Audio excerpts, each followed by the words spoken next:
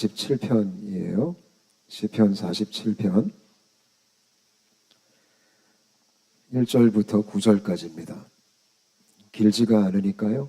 저희 같이 집중해서 교독하도록 하겠습니다. 시편 47편 말씀 제가 먼저 읽겠습니다. 너희 만민들아 손바닥을 치고 즐거운 소리로 하나님께 외칠지어다. 지존하신 여호와는 두려우시고 온 땅의 큰 왕이 되시미로다. 여호와께서 만민을 우리에게 나라들을 우리 발 아래에 복종하게 하시며 우리를 위하여 기업을 택하시나니 곧 사랑하신 야곱의 영화로다. 셀라. 하나님께서 즐거운 함성 중에 올라가시며 여호와께서 나팔 소리 중에 올라가시도다. 찬송하라. 하나님을 찬송하라. 찬송하라. 우리 왕을 찬송하라. 하나님은 온 땅의 왕이심이라 지혜의 시로 찬송할지어다. 하나님이 뭇 백성을 다스리시며 하나님의 거룩한 보좌에 앉으셨도다. 함께 읽겠습니다. 문나라의 고관들이 모이며 아브라함의 하나님의 백성이 되도다. 세상의 모든 방패는 하나님의 것이며 그는 높임을 받으시리로다. 아멘. 예배로의 초대라는 제목으로 말씀을 좀 나누겠습니다. 저희가 지난 3일 동안 저희 교회 음향 공사를 좀 했어요. 그래서 모든 케이블을 다 교체를 했고요. 3일 동안 어젯밤 늦게까지 좀 고생을 했습니다. 한국에서 우리 귀한 두 분이 오셔서 도착하자마자 저와 함께 삼수이포 그 빗속의 시장을 가서 나머지 장비들을 다 사가지고 한 15km, 20km 정도의 케이블을 셋이서 전철을 타고 또 이제 교회로 이동해서 그날 시작해가지고 열심히 땜질하고 선 깎고, 물론 저는 안 했고요. 오신 분들이 하셨고요. 또 어제는 오전 8시 반부터 어제 밤 12시까지 좀 열심히 노가다를 했습니다. 그래서 한국에서 두 분이 저하고 아주 오랫동안 함께 사역하고 함께 또 동행하고 예배했던 너무나 귀한 집사님하고도 대표님이 오셨는데요. 저기 뒤에 우리 김윤성 집사님이십니다. 우리 박수 한번 하겠습니다. 네. 우리 집사님 할아버지십니다. 지금 손주들이 있고요. 이제 내일 모레 이제 칠순이신데 지금 그 땜질을 그냥 제가 옆에서 보니까 바들바들 하고 하시는데 얼마나 또 열심히 해주셨는지 참 도전이 됐고요. 저기 우리 또 안쪽에는 우리 함석한 대표님 저기 안에 또 열심히 지금 세팅해 주시고 계십니다. 그래서 홍콩 오셨는데 여기만 있었습니다. 그래서 그냥 여기서 샌드위치 시켜 먹고 그리고 물론 제가 또 햄버거 사줬습니다. 그래서 괜찮습니다. 그래서 오늘 이제 밤에 가시는데 오늘은 조금 낭만 홍콩 구경시켜 드리려고 비가 오고 있습니다. 네. 그리고 오늘 또 한 분 우리 한국에서 우리 이춘호 목사님 신대원 후배 전도사님이라고 들었는데 갑자기 방문하셨는데요. 한번 박수 한번 하겠습니다. 우리 전도사님 환영합니다. 네. 춘호 목사님도 모르게 깜짝 놀라게 오셨습니다. 네. 이 시편 47편 말씀은 이 시를 쓴 시인이 대상자들을 예배로 초대를 하고 있습니다. 우리 다 같이 예배하자 이렇게 초대를 하고 있어요. 저는 저와 여러분이 하나님을 예배하는 예배자가 되시기를 바랍니다. 예배는 크리스천의 본질이에요. 우리가 살아가는 이유고 우리가 살아가는 목적이에요. 그래서 우리가 예배하지 않으면 목적을 상실한 거예요. 우리가 예배를 하지 않으면 살아갈 이유가 없는 거예요. 저는 저와 여러분이 열심히 하나님을 예배했으면 좋겠어요. 우리가 창조된 목적도 예배고요. 우리가 구원받은 목적도 예배예요. 이 예배가 중심에 있어야지 우리가 하나님을 올바르게 섬길 수 있어요. 요즘 저희가 주일에 갈라디아서 공부하고 있잖아요. 이 갈라디아 그 지역 교회의 가장 큰 문제가 어떤 주의에 빠진 거죠? 율법주의에 빠진 거잖아요. 이 복음을 받긴 받았는데 신앙이 변질돼 가지고 율법주의에 빠졌어요. 여러분 율법주의가 뭔지 아세요? 율법주의에 빠지면 예배가 사라져요. 그러니까 율법주의와 예배는 정반대예요. 그러니까 예배하는 자들은 율법주의에 빠질 수가 없어요. 근데 우리 인생에 예배가 사라지는 순간 우리의 종교 생활은 율법주의가 돼요. 율법주의는 나 중심이에요. 근데 예배는 하나님 중심이에요. 율법주의는 내 공로예요. 예배는 몽땅 다 하나님 공로라는 거예요. 그래서 율법에 빠진 사람은 예배하지 않아요. 그리고 예배하는 사람들은 율법에 빠질 수가 없어요. 저는 저희 온사랑교회가 예배하는 교회가 돼서 모든 공로를 하나님께 올려드렸으면 좋겠습니다. 그래서 이 놀라운 예배를 지금 이 시인이 모든 사람을 초대하고 있는데요. 오늘 말씀을 보면 아주 중요한 재밌는 표현들을 하고 있습니다. 어떻게 그러면 예배해야 될까? 1절을 보니까 너희 만민들아 손바닥을 치고 예배해라. 참 재밌죠. 예배 드릴 때 손바닥을 치고 찬송하고 예배하래요. 저는 우리가 손뼉 치며 주님을 예배했으면 좋겠습니다. 손뼉 칠 때 보면은 대충 치시는 분들이 있는데 우리가 하나님께 이왕 손뼉을 치려면 전심으로 손바닥을 치고 정말 찬양했으면 좋겠어요. 근데 여러분 손바닥을 치는 게 어떤 의미가 있을까요? 크게 세 가지 의미가 있어요. 첫 번째는 환영한다라는 뜻이에요. 내가 환영합니다. 그래서 보통 우리도 사람들 사이에서 누가 새롭게 오면 박수 쳐주잖아요. 우리가 방금 집사님과 또 우리 전도사님 또 대표님께 환영의 박수를 보냈습니다. 그게 손바닥을 치는 의미예요. 우리가 하나님을 환영합니다. 저는 저와 여러분이 하나님을 환영했으면 좋겠습니다. 정말 손바닥을 치고 주님 내게 임하시옵소서, 주님 역사하시옵소서, 주님 다스려 주옵소서. 그렇게 하나님을 정말 우리가 기다리고 환영하고 웰컴할 수 있는 그런 예배자가 됐으면 좋겠어요. 근데 제가 너무 궁금해서 그러는데 여러분 정말 하나님을 환영하고 싶으십니까? 정말 주님이 오셨으면 좋겠어요. 근데 주님이 오시면 큰일 날 수 있어요. 근데 그럼에도 불구하고 주님이 오셨으면 좋겠습니까? 우리가 그런 마음으로 주님을 정말 환영하는 예배자가 됐으면 좋겠습니다. 손바닥을 친다 두 번째 의미는 칭찬한다라는 뜻이에요. 참 잘했습니다. 우리가 사람들이 잘할 때 박수 쳐주죠. 우리 콘서트 같은 데 가면은 연주자가 막 연주를 뛰어나게 하면은 우리가 끊임없이 박수를 쳐줍니다. 너무 잘했다고. 그게 찬양입니다. 우리가 하나님을 향하여 손바닥을 치는 것은 주님 너무 잘하셨습니다. 주님 창조 너무 잘하셨습니다. 주님 이 세상을 다스리는 거 너무 잘하시고 계십니다. 주님 특별히 나를 구원해 주신 거 너무 잘하셨습니다. 그리고 박수 치는 겁니다. 그래서 우리가 손바닥을 칠 때 그걸 다 담아서 찬양하는 거예요. 아까 저희가 찬송하라 이 찬양 불렀는데 우리가 손바닥을 칠 때마다 이 의미들을 기억하면서 손뼉 쳤으면 좋겠어요. 또 손바닥을 치는 마지막 의미는 내가 그만큼 기뻐한다라는 거예요. 언제 우리가 박수 치죠? 기쁠 때 박수 쳐요. 슬플 때는 박수 치는 사람이 없어요. 화날 때는 박수 치는 사람이 없어요. 근데 즐거운 사람, 기쁜 사람이 박수를 쳐요. 저는 우리가 하나님을 즐거워해서 하나님을 기뻐해서 하나님께 박수했으면 좋겠어요. 여러분 주님을 기뻐하십니까? 성경 말씀에 하나님을 기뻐하는 것이 우리의 힘이라고 기록하고 있잖아요.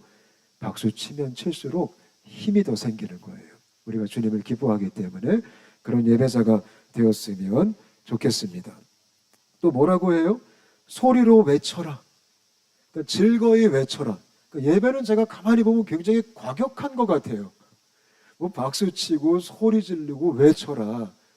여러분 언제 그런 예배 드려보셨어요? 요즘 제가 흔히 우리가 경험하는 예배는 폼 잡는 예배, 뭐 조용한 예배, 체면 차리는 예배, 하는 예배. 우리가 그런 예배는 정말 특히 저희 같은 이 장로교 백그라운드, 그죠? 우리는 손바닥을 치면 손이 부러지는 줄 알고 있잖아요. 근데 우리는 예배 시간에 웃으면 되게 경솔하다고 생각하잖아요. 근데 예배는 어떻게 보면 시편 말씀 보면 굉장히 역동적이고 굉장히 때로는 과격하기도 해요. 막 외치고 소리 지르고. 우리가 언젠가는 저희 온사랑교회도 자주는 아니지만 아마 자주 하면 많은 분들이 힘들어 하실 텐데 우리가 좀 기쁘게 소리 지르면서 주님을 찬양하는 그날도 간혹가다 왔으면 좋겠습니다. 아멘. 저와 함께 오래 사역한 우리 김 집사님이 제가 이렇게 지금 얌전하게 설교하고 있는 거 보면은 아마 되게 웃기실 거예요. 왜냐하면 저와 함께 사역할 때는 제가 강대상에 서 있질 않았거든요. 왔다 갔다 거렸어요. 그리고 찬양할 때 정말 막 방방 뛰고 소리 지르고 막 그랬는데 제가 이번에 와서 집사님께 저는 부동의 자세로 설교를 합니다. 그랬더니 깜짝 놀라시는 거예요. 예, 근데 원래 예배라는 것은 그렇게 우리가 표현하면서 하나님께 적극적으로 나아가는 거거든요. 그래서 그런 표현 또한 우리 가운데 있었으면 좋겠습니다. 그 다음에 또 오늘 말씀 보니까 어떻게 찬양해야 되냐면 6절에 아까 우리가 불렀던 노래죠. 찬송하라 하나님을 찬송하라 찬송하라 우리 왕을 찬송하라. 찬송이란 말이요 칭찬하고 송축한다라는 뜻이에요. 칭찬하고 송축한다. 그게 찬송의 뜻이에요. 전 우리가 주님을 노래할 때마다 그거를 기억했으면 좋겠어요. 그러니까 찬송은 찬송가 그 책에만 있는 노래가 찬송가가 아니에요. 이 찬송이라는 표현은 내가 주님을 축복합니다. 근데 어떻게 피조물이 창조주를 축복해요? 근데 그만큼 내가 주님한테 주님 너무 잘하셨어요. 그런 표현을 해드리는 게 찬송의 뜻이에요. 우리가 그렇게 찬송했으면 좋겠고요. 또 한 가지 중요한 거는 7절 보니까 어떻게 찬양해야 되냐면 지혜의 시로 찬송할지어다. 이거 중요한 겁니다. 그러니까 하나님을 찬송하는데 지혜의 시로 찬양하라. 이게 무슨 말일까요? 우리가 뭐 시적인 표현을 하면서 뭐 아름다운 언어를 쓰면서 찬양하라는 걸까요? 그게 아닙니다. 제가 영어 성경을 보니까 praise him, 하나님을 찬송하라 with understanding, 이해를 가지고 찬송하라. 이게 무슨 뜻이냐면 하나님을 찬송할 때, 하나님을 노래할 때, 우리가 예배할 때 그냥 이 허공을 그냥 뭐 아무 의미도 없는 그런 고백을 하는 게 아니라 정말 팩트를 가지고 찬양해라. understanding을 가지고 하나님을 찬양해야 된다.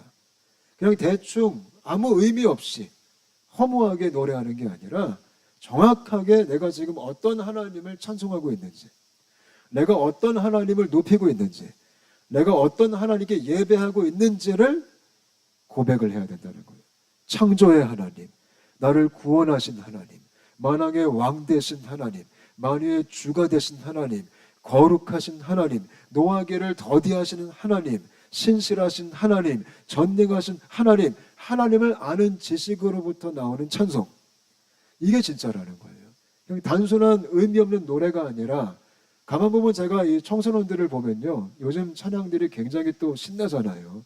애들 집회 가보면 애들이 정말 열정적으로 아까 제가 설명해 드린 대로 막 뛰면서 외치면서 찬양하는데 가만히 표정을 보면 애들이 때로는 아무 의미 없이 그냥 노래만 하는 것 같아요. 그 멜로디가 너무 즐겁기 때문에. 근데 그것도 뽀록이 나요. 하나님 앞에서. 하나님은 지혜의 시로 찬양해라. 그러니까 하나님을 아는 자들이 찬양을 제대로 할 수 있어요. 그러니까 하나님을 아는 예배자. 저는 저와 여러분이 주님을 아는 예배자가 되시기를 축복합니다. 아멘. 이게 제가 볼 때 제일 중요한 거예요. 자, 그 다음에 오늘 말씀 보면 이렇게 어떻게 찬양할 것인가 이런 설명을 해주고 또 두 번째로 왜 그렇다면 우리가 찬양을 해야 되는가? 왜? 이렇게 말합니다. 왜 하나님께 찬양을 해야 되냐면 그분이 왕이시기 때문에 이렇게 얘기해요. 할렐루야. 이게 정말 중요한 거예요. 우리가 하나님을 찬양해야 되는 근본적인 이유가 그분이 왕이시다라는 거예요. 그것도 큰 왕이시다. 온 만물을 통치하시고 다스리시는 주권자 왕이시다. 사랑하는 여러분, 정말 하나님이 여러분의 왕이 되십니까? 저는 하나님이 진짜 우리의 왕이셨으면 좋겠어요. 아멘. 그 왕을 노래하고 그 왕 앞에 엎드리고 그 왕을 높이는 게 찬송이에요. 항상 우리가 예배 나올 때 내가 지금 왕 앞에 나아간다. 이런 자세와 이런 마음과 이런 태도가 있어야 돼요. 그럼 우리가 함부로 예배하지 않아요. 우리가 정성껏 예배하고 전심으로 예배하고 때로는 두려움으로 때로는 정말 큰 기쁨과 이 감격으로 예배할 수 있는 거예요. 여러분, 하나님의 왕이신 게 기쁘십니까? 아멘. 기독교의 이 핵심적인 본질은 우리가 하나님을 왕으로 모신다는 거잖아요. 근데 세상 사람들은요 그걸 되게 싫어해요. 그래서 예배를 싫어하는 거예요. 예배는 왕한테 하는 건데 그래서 왕을 모신 사람들이 예배할 수 있거든요. 하나님이 왕이 아니면 예배를 못해요. 근데 사람들은 기본적으로 하나님이 왕인 게 싫어요. 내가 왕 되고 싶죠. 저는 우리가 진짜 예배자가 돼가지고 주님을 왕으로 모실 수 있었으면 좋겠습니다. 아멘. 여러분, 하나님이 왕이라는 게 뭘까요? 이게 무슨 뜻이냐면 하나님이 나를 갖고 계신다라는 뜻이에요. 그게 예배자예요. 종교가 뭔지 아세요? 종교는요, 내가 하나님을 갖는 거예요. 그건 종교예요. 근데 기독교는 하나님이 나를 갖는 사건이에요. 사람들은 내가 신을 갖고 싶어요. 그거는 이기적인 거고 그거는 사람 중심이에요. 참된 신앙, 참된 복음은 하나님이 나를 소유하시고 하나님이 나를 가지신 거예요. 저는 여러분 한 분 한 분이 하나님께 잡힐 수 있게 되시기를 축복합니다. 그렇게 잡힌 자들이 예배할 수 있는 거예요. 그런 자들이 하나님을 왕으로 선포하는 거예요. 그래서 그 하나님을 우리가 마음껏 높였으면 좋겠고요. 또 오늘 말씀 보니까 우리가 왜 찬양을 해야 되냐면 이건 굉장히 우리가 좋아하는 건데요. 이렇게 말씀하고 있습니다. 3절과 4절을 보면 여호와께서 만민을 우리에게 나라들을 우리 발 아래에 복종하게 하시며 신나죠? 우리를 위하여 기업을 택하시나니 곧 살아가신 야곱의 영화로다. 그러니까 하나님이 그를 왕으로 삼은 사람들을 정말 이렇게 놀라운 권세를 주신다라는 거예요. 만민을 우리에게, 나라들을 우리 발 아래에 복종하게 하시며 하나님의 그 영광의 기업을 우리에게 주셨다. 우리에게요. 구원받은 백성들에게, 하나님을 왕으로 모신 사람들에게. 그래서 우리가 주님을 찬양하는 거예요. 나 같은 죄인을 살리신, 나를 자녀 삼아 주신, 나를 나라와 거룩한 제사장 삼아 주신. 아멘. 놀랍지 않으세요? 우리가 그런 존재가 됐다라는 거예요. 그래서 우리가 주님을 찬양해야 되는 거예요. 그러니까 하나님은 평생 찬양해도 모자른 거예요. 그래서 이 다음에 천국 가면 우리가 뭐 한다고 하죠? 평생 찬양한대요. 이게 얼마나 영광스러운 거예요. 근데 가끔 어떤 분은 그래요. 천국 가면 평생 찬양한다고 하니까 그러면 안 가고 싶대요. 가면 뭐 예배만 평생 드려요. 야, 진짜 천국 재미없는 곳이구나. 근데 그렇게 말하는 사람은 이 예배의 영광을 잘 모르는 거예요. 하나님의 임재 앞에서, 그 왕 앞에서 우리가 영원히 노래할 수 있다면 얼마나 그게 신나고 감사해요. 우리가 그 주님을 하나님의 거룩한 자녀됨의 신분을 가지고 열심히 찬양했으면 좋겠습니다. 아멘. 몇 가지 중요한 거 살펴봤어요. 어떻게 찬양할 것인가.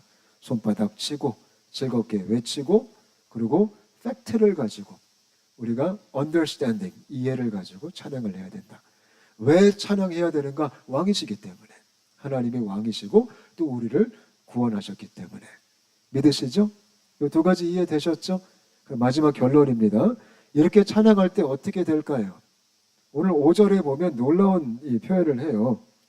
하나님께서 즐거운 함성 중에 올라가시며 여호와께서 나팔 소리 중에 올라가시도다. 우리가 이렇게 하나님을 찬양할 때 하나님이 올라가신대요. 하나님이 우리의 외침 속에 올라가신대요. 나팔 소리 속에 올라가신대요. 이 악기 소리 속에 하나님이 올라가신대요. 이 올라간다, 이게 어떤 뜻이냐면 우리가 찬양할 때 하나님이 높임을 받으신다라는 거예요. 하나님이 영광을 받으신다라는 거예요. 저는 우리가 하나님을 높였으면 좋겠어요. 우리가 하나님을 영화롭게 했으면 좋겠어요. 요즘 현대 기독교의 가장 큰 슬픔이 뭐죠? 우리가 하나님 얼굴에 먹칠을 하잖아요.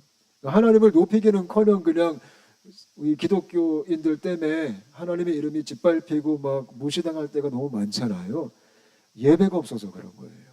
예배자는 하나님을 높이기 시작해요. 우리 때문에 주님이 정말 하늘 높이 모든 찬송과 존귀와 능력을 받으셨으면 좋겠어요. 이게 올라간다의 첫 번째 뜻이에요. 그럼 두 번째, 또 올라가시는 게 어떤 뜻이냐면, 올라가신다는 뜻은 하나님이 그만큼 만민 앞에 드러나신다. 드러나신다라는 뜻이에요. 저는 이게 너무 사모가 돼요. 하나님이 드러나셨으면 좋겠어요. 우리가 예배할 때 주님이 우리 가정에 드러나시는 거예요. 우리 일터에 드러나시는 거예요. 우리가 가는 곳마다 하나님이 드러나시는 거예요. 얼마나 신나요. 우리가 홍콩에 살면서 사람들을 만나고 교제할 때 하나님이 드러나시는 거예요.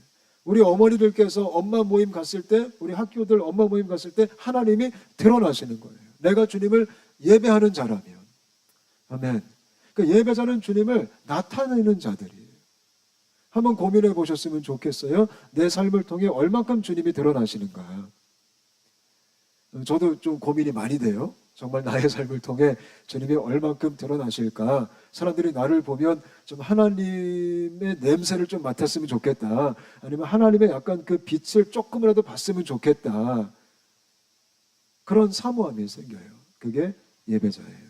전 여러분 한 분 한 분의 인생을 통해서 주님이 올라가셨으면 좋겠어요. 아멘. 좀 멋지지 않아요? 제가 지난주 주일 1부 예배 때 1부 예배는 제가 찬양부터 축도까지 원맨쇼를 하거든요. 제가 이 목소리도 걸걸한데 찬양하기 너무 힘들어요. 근데 그때 우리가 어떤 찬양을 불렀냐면 내 눈 주의 영광을 보내, 이 찬양을 불렀어요. 그 찬양 아시죠? 내 눈 주의 영광을 보내. 그 가사 후렴을 보면 주의 영광 이곳에 가득해, 이 노래 가사를 하잖아요. 근데 그 찬양을 같이 부르는데 1부 예배 이제 같이 예배를 드리면서 주의 영광 이곳에 가득해 하는데 생각이 딱 드는 거예요. 하나님의 영광이 이곳에 지금 가득할까? 그게 뭘까? 눈에 안 보이는데? 이런 생각이 드는 거예요. 그러면서 이제 혼자 고민을 했죠. 우리가 지금 이 찬양의 고백을 하지만 이게 어떤 의미가 있을까? 근데 그때 성령님께서 제 마음에 이런 감동을 주신 것 같아요. 주님의 영광은 어떤 신비적인 초자연적인 뭐 그런 거를 보는 게 아니라 여기 앉아있는 한 사람 한 사람이 하나님의 영광이라는 거예요. 아멘. 성호야, 네가 나의 영광이야. 그러니까 우리 개개인이 주님의 영광을 드러내는 사람들인 거예요. 그렇게 딱 보니까 거기 오신 모든 분들이 하나님의 영광인 거예요. 그래서 제가 찬양을 딱 끊고 같이 인사하자 그랬어요. 하나님의 영광이십니다. 그게 그리스도의 정체성이고 예배자들이 누리는 축복이에요. 그래서 우리가 주님의 영광을 드러내는 그런 삶을 살 수 있게 되시기를 바랍니다. 아멘.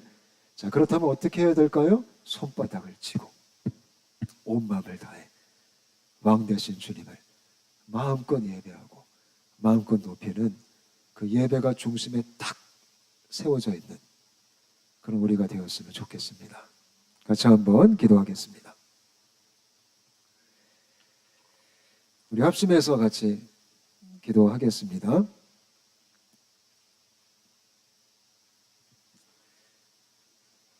한번 생각해 보셨으면 좋겠어요. 여러분의 삶의 중심에 예배가 잘 세워져 있으신가요? 목사님, 나는 주일날 빠진 적이 없고 수요 예배도 나오고 새벽 예배도 가끔 나가고 저 예배합니다. 예, 물론 그런 예배 참석도 좋아요. 근데 정말 내 삶의 중심에 왕 앞에 부복하는, 왕 앞에 엎드리는 예배의 삶이 있는지, 그 예배의 자세가 있는지, 내가 일을 할 때, 설거지를 할 때, 아이들을 양육할 때 예배자의 모습이 있는지, 내가 손바닥을 치고 주님을 즐겁게 외치고 그분을 아는 지식으로 말미암아 하나님을 찬양하는 예배가 있는지, 여러분의 예배는 어떻게 좀 안녕하신가요? 혹시 우리의 예배의 재단이 지금 좀 무너졌거나 아니면 예배가 좀 지금 휴학 중이거나, 우리가 가끔 집 나갔다 이런 표현하죠. 가끔 예배가 집 나가신 분들이 있어요. 혹시 그런 생각이 드신다면 하나님, 오늘 이 시간을 통해 다시 우리 삶의 중심에 예배의 재단이 세워지게 하여 주옵소서. 예배가 살아나게 하여 주옵소서. 우리가 손바닥을 치며 즐거이 외치며 지혜의 시로 하나님을 찬송하는 그런 예배자가 되게 하여 주시옵소서. 함께 합심하여 같이 기도하시겠습니다. 하나님 감사합니다. 주님, 우리가 예배자가 되기를 원합니다. 주님 역사하여 주옵소서. 전심으로 우리가 손바닥을 치고 마음껏 표현하고 주 앞에